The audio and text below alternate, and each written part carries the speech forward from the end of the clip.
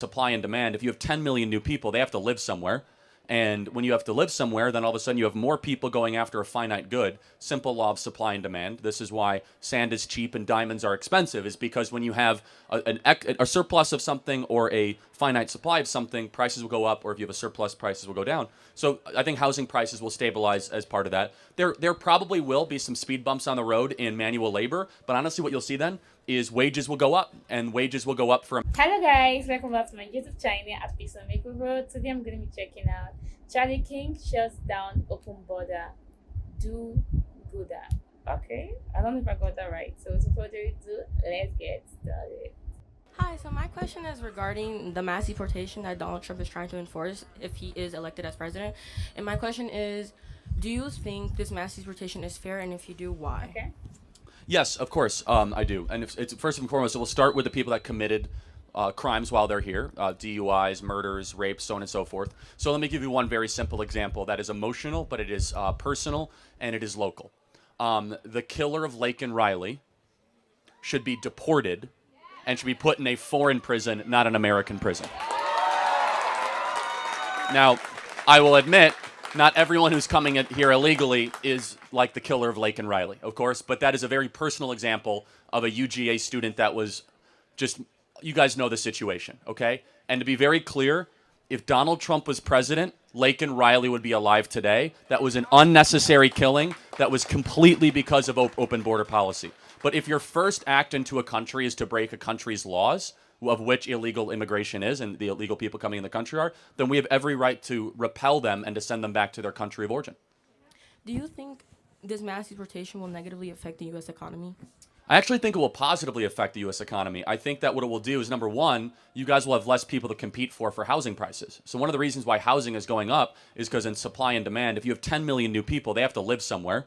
And when you have to live somewhere, then all of a sudden you have more people going after a finite good. Simple law of supply and demand. This is why sand is cheap and diamonds are expensive, is because when you have a surplus of something or a finite supply of something, prices will go up, or if you have a surplus, prices will go down. So I think housing prices will stabilize as part of that. There probably will be some speed bumps on the road in manual labor, but honestly what you'll see then is wages will go up, and wages will go up for American workers. And do you know who, specifically the population that will be benefited by this is working class voters of all races, but specifically Latino and Black Americans that work with their hands, that currently are having their wages undercut by individuals that break the law, come to the southern border, and then destabilize their working wage.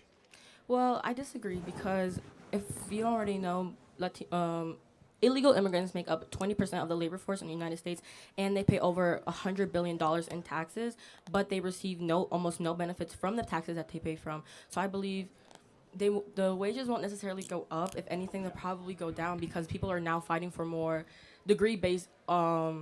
Yeah, so first of all, I don't expect you to know this, but they, of course, do receive benefits. For example, they show up at a hospital, they'll receive care.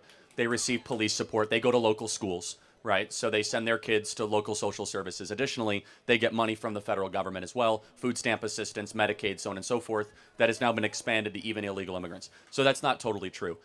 Secondly, though, they're still here on our terms. So we just might have a difference of how a country should be constituted. One of the reasons I support Trump is that a fundamental premise of how a country should exist is that the citizen should be able to determine who comes in their country, and that we actually have a say in elections of whether or not it's too much, too little, not enough, or whatever it is. It's obviously too much right now. It's unsustainable. It is then making our lives worse. And I'm not saying this is just because of illegal migration, but it's partially everybody in this audience right now.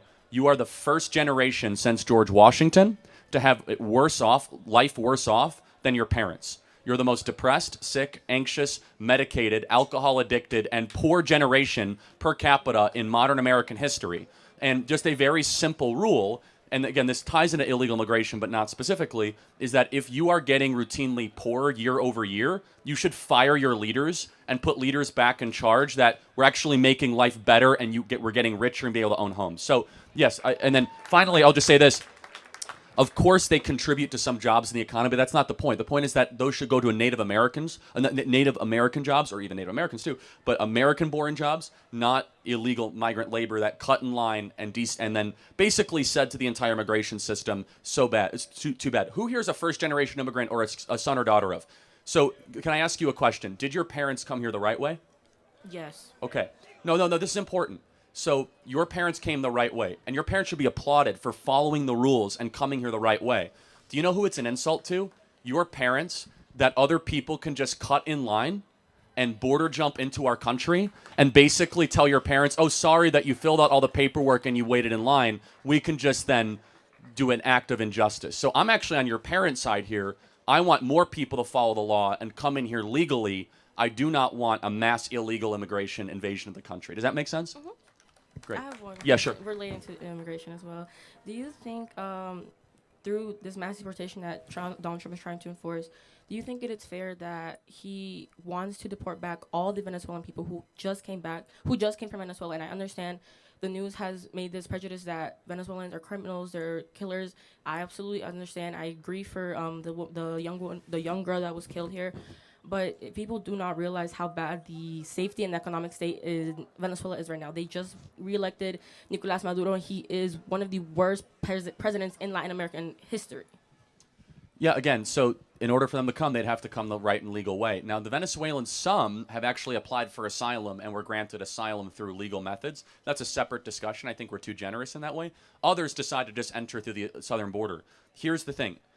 You have to return to your country of origin, and then we can get our own house together. And let me just kind of put this differently. We can open up our arms again once our young people, you guys, can own homes and have a life as good as your parents. Then we can start thinking about letting in all the other world's problems. Until then, we have an obligation to fulfill the mandate so that you guys can have the same life and access to the American dream that your parents had. Right, Thank you very much.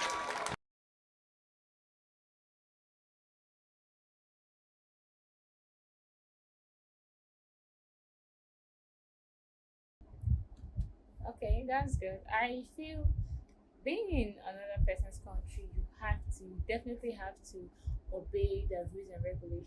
Don't just feel like you're above the law. As long as you're in a place that's sheltering you, a place that you're making money from, you definitely have to respect their rules. Because if you don't, like, why would I be doing you good when you're not doing me good? Because you are in my country, you are benefiting from being in my country, you're making money from this, and you acting like, what the hell, I can do whatever I want to do in another man's country. No, you can't.